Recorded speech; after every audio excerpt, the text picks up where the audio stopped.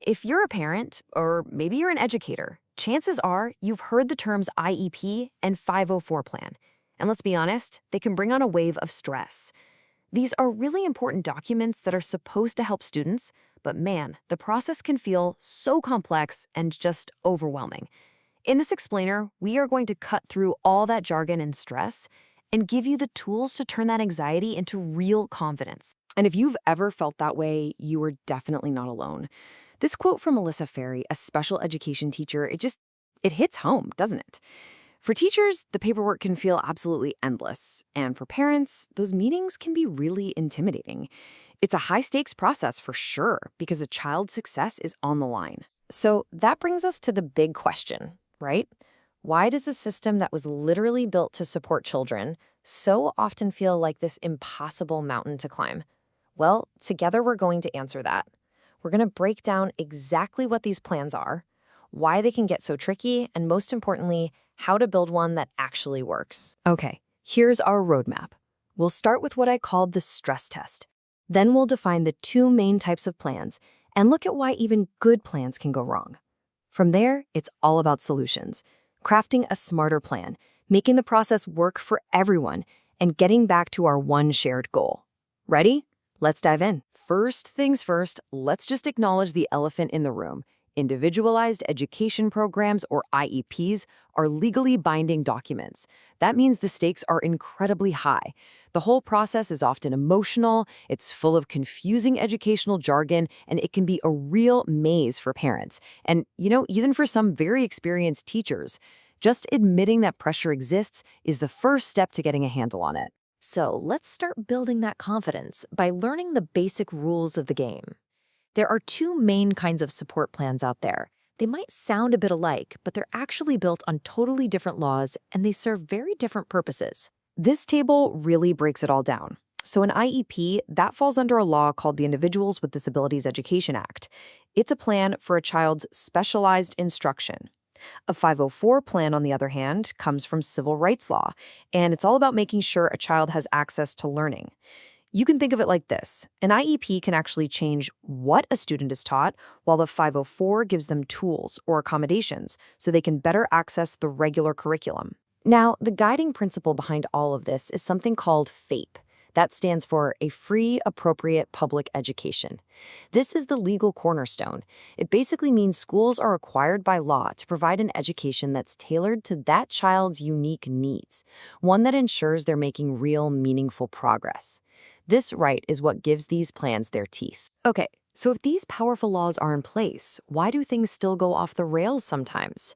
In this section, we're going to look at the most common pitfalls. Because if you understand what breaks the process, you can learn to spot these issues, and even better, you can learn how to avoid them.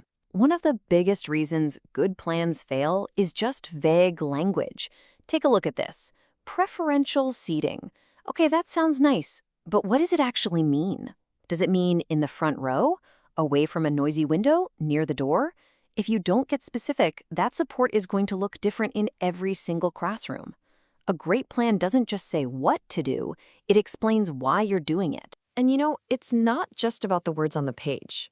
When researchers dug into all the studies on IEP issues, they found the challenges really fell into three big buckets. As you can see here, about 40% of the problems came from attitudes, like a teacher not having buy-in.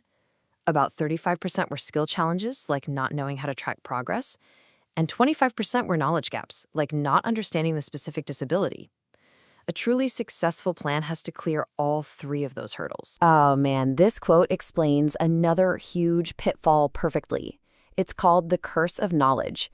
Educators might toss around jargon like LRE, which stands for least restrictive environment, or talk about negative educational impact, and they don't even realize how confusing and intimidating that can be for parents. It's almost never on purpose, but that jargon can build a wall and shut down the very collaboration that's absolutely vital for the student. All right, enough about the problems. Let's talk solutions. A well-crafted plan is literally the blueprint for a student's success. It's what takes us from confusion and conflict to clarity and collaboration. And that all starts with setting way better goals. The secret weapon here is making every single goal a SMART goal. It's an acronym, and it is a game changer. It stands for specific, measurable, action-oriented, realistic, and time-limited. This framework takes us away from these fuzzy hopes and turns them into crystal clear, actionable targets that everyone, the student, the parent, the teacher, can see and track. Let's look at an example to see how powerful this is. The vague goal is Mark will improve his writing skills. Okay, great. But how? How much? By when? How do we know if he did it? Now look at the SMART goal. By the end of the second semester, Mark will touch type at 40 words per minute with no more than 5 errors. See? Now everybody on the team knows exactly what success looks like. But here's the thing. A measurable goal is totally useless if you don't actually measure it. Without data, the team is just guessing. According to expert David Bateman, you need to collect at least 5 to 6 data points per grading period. That's the bare minimum you need to really see if a strategy is working and to know with confidence when it's time to make a change. You can have the most brilliant, data-driven plan on paper, but that's only half the battle. At the end of the day, an IEP or a 504 is a human process. Its success depends completely on the people involved and how well they can communicate and work together as a team. The whole process really hinges on this one simple shift in mindset: seeing parents and teachers as partners, not as opponents. A parent is the world's leading expert on their child, period, and the teacher is the expert on instruction. When those two fields of expertise come together with mutual respect, that is when the student wins. Every time. So how do we make that partnership happen? Well, here are some fantastic tips from folks who've been in the trenches. For teachers, try starting with the student's strengths. It sets such a positive tone. For parents, assume everyone has the best intentions. It can stop so many misunderstandings. And the biggest tip for everyone, build that relationship before there's a problem. A quick, positive email home makes it so much easier to tackle the tough stuff later on. And we cannot forget the most important person at the table, the student. It is so critical to talk to students about their own plans. When you frame an IEP not as a label, but as a set of tools for their success, it empowers them. Because the ultimate goal here is to help them learn to advocate for themselves. And that is a skill that will serve them for their entire lives. Okay, so we've walked through the rules, the pitfalls to avoid, and the blueprint for making a really great plan.